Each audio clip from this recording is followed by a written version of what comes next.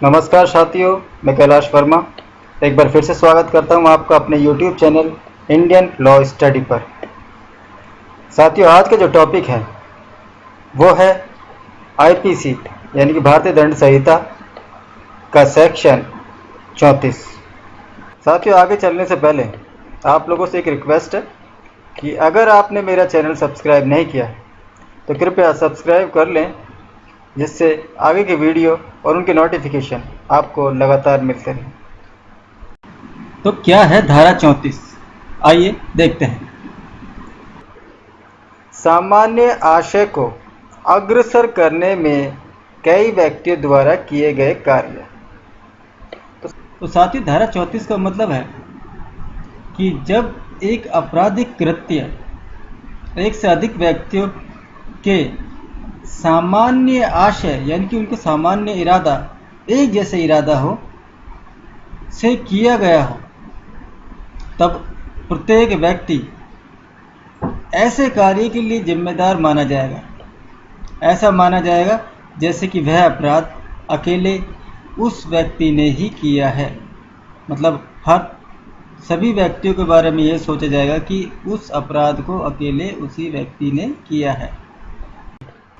Suppose करते हैं कि ए, बी और सी तीन व्यक्ति हैं और ये तीन व्यक्ति डी नाम के व्यक्ति को क्षति पहुंचाना चाहते हैं, और इस कार्य के लिए जब इस कार्य को कंप्लीट करते हैं और डी को क्षति पहुंच जाती है, तब यह समझा जाएगा ए, बी और सी इन तीनों में से प्रत्येक व्यक्ति ने डी को क्षति पहुंचाई है। अब साथियों, जो धारा 34 है, इसमें यह है कि किसी अपराध की सज़ा का प्रावधान इसके अंदर नहीं दिया गया है, बल्कि इस धारा में एक ऐसे अपराध के बारे में बताया गया है जो किसी अन्य अपराध के साथ किया गया हो। कभी भी किसी भी आरोपी पर उसके द्वारा किए गए किसी अपराध में केवल एक ही अपराध धारा 34 का प्रयोग नहीं हो सकता। साथियों, हमेशा यह बात ध्यान देने की है कि धारा 34 कभी भी अकेली नहीं लगेगी, बल्कि किसी अन्य सेक्शन के साथ धारा 34 लगाई जाती है, क्योंकि उसमें एक से अधिक व्यक्ति होते हैं और उनका सामान्य आशय होता है किसी अपराध को करने के लिए।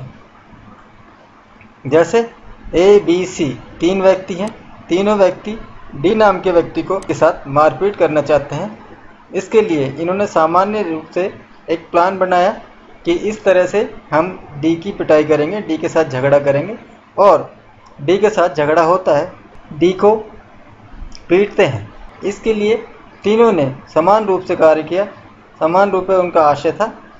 तो यहाँ तीनों के ऊपर सेक्शन 323 लगेगा, प्लस धारा 34 भी लगाई जाएगी, क्योंकि धारा 34 कभी भी अकेली नहीं लगाई जाती, हमेशा दूसरे सेक्शन के साथ इसको लगाया जाता है।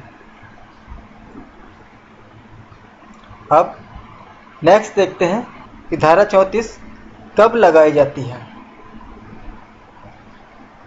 यदि किसी व्यक्ति ने भारतीय कानून के अनुसार कोई अपराध किया है जिसमें उसके साथ कुछ और भी लोग उसी अपराध को करने के इरादे से शामिल हैं, तो उन सभी अपराधियों पर उनके द्वारा किए हुए अपराध के साथ भारतीय दंड संहिता की धारा 34 भी लगाई जाएगी। इसको फिर से एक एग्जाम्पल के तौर पर हम देखते हैं कि ए, बी, सी नाम के तीन व्यक्ति आपसी सहमति से किसी अन्य व्यक्ति या डी नाम के व्यक्ति को घायल करना, मारना या किसी प्रकार की हानि पहुंचाना चाहते हैं,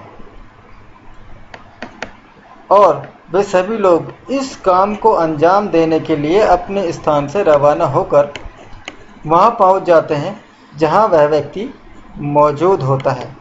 जैसे ही इन लोगों को वह व्यक्ति दिखाई देता है, यानी कि डी नाम का व्यक्ति जो है वो दिखाई देता है, तो उन तीनों लोगों में से एक व्यक्ति उस व्यक्ति पर किसी हथियार से हमला कर देता है और डी उस हमले को झेल लेता है।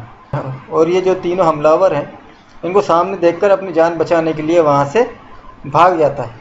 इस पूरे प्रकरण में डी को घायल करने का कार्य सिर्फ एक व्यक्ति ने किया है, किंतु अन्य दो व्यक्ति भी इस व्यक्ति को घायल करने की नीयत से ही उस तीसरे व्यक्ति के साथ वहाँ पर आए थे। यानी कि ये दोनों व्यक्ति भी इसके साथ साथ, ये दोनों व्यक्ति भी इस ए के साथ साथ इसको डी को घायल करने के लिए वहाँ पे आए थे।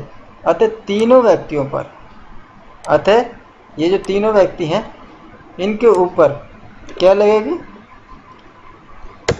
सेक्शन 34 प्लस 323, तो दोनों सेक्शन इनके ऊपर लगेंगे। अब धारा 34 के सामान्य तत्व हम देखते हैं कि धारा 34 कब लागू होती है, कब मानी जाती है। कि सबसे पहले तो यह है कि किसी प्रकार की आपराधिक गतिविधि हो और उस आपराधिक गतिविधि में एक से अधिक लोग लिप्त होने चाहिए। यानी कभी भी अगर एक व्यक्ति ने कोई अपराध किया है तो वो धारा 34 में नहीं आएगा। और दूसरा है, अपराध करने के लिए सभी व्यक्तियों का इरादा एक ही होना चाहिए। यानी कि जो भी अपराध करे वो सभी लोगों का इरादा एक ही होना चाहिए। और नंबर 3, आपराधिक गतिविधियों में सभी आरोपियों की भागीदारी होनी चाहिए।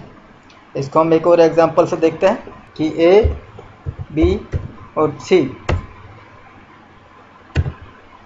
सी ये तीनों क्या करते हैं कि एक एफ नाम के व्यक्ति के घर में चोरी करने का प्लान बनाते हैं, जिसमें ए जो है वो खड़ा हो जाता है, ए जो है वो गली के बाहर खड़ा हो जाता है, बी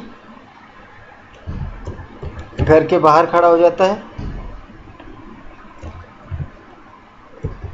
और सी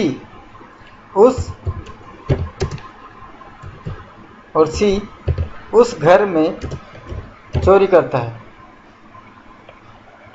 तो ए, बी, सी नाम के तीन व्यक्ति हैं जो एफ नाम के व्यक्ति के घर में चोरी करना चाहते हैं। तीनों का एक ही आशय है कि एफ के घर में चोरी करें। ए गली के बाहर खड़ा हो जाता है, बी घर के बाहर खड़ा हो जाता है और सी उस घर में चोरी करने के लिए चला जाता है, तो चोरी यहाँ पे सी ने की है। लेकिन तीनों का क्योंकि एक ही आशय था, ए, बी और सी का एक ही आशय था कि एफ के घर में चोरी करें, तो यहाँ तीनों ए, बी, सी चोरी के साथ साथ तीनों धारा 34 के अंतर्गत आपराधिक होंगे। तो साथियों, यह था धारा 34 आईपीसी की, बहुत ही अच्छा सेक्शन है धारा 34। आई होप कि आपको ये वीडियो पसंद आया होगा। अगर पसंद आया हो तो लाइक करें, शेयर करें और सब्सक्राइब करें। धन्यवाद।